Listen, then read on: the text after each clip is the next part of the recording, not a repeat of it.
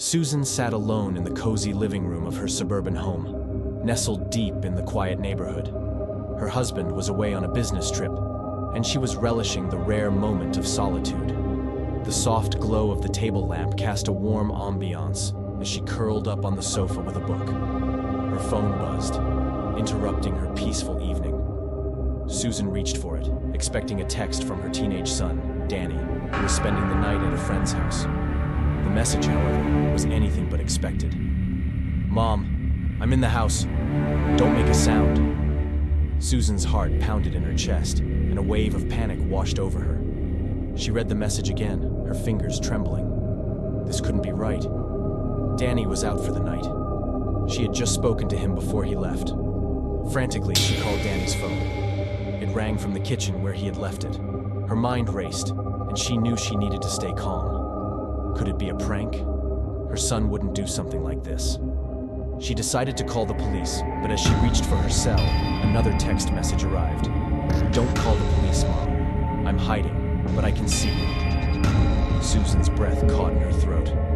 She glanced around the dimly lit room, her eyes darting to every corner. The shadows seemed to come alive with malevolent intent. Summoning all her courage, Susan tiptoed to the kitchen, where the landline was. She dialed 911, keeping her voice low and trembling as she whispered the terrifying situation into the receiver. The dispatcher assured her that officers were on their way but advised her to stay hidden. Susan retreated to the living room, locking the door behind her. She hid behind the sofa, clutching her phone tightly. Minutes felt like hours as Susan waited in agonizing silence.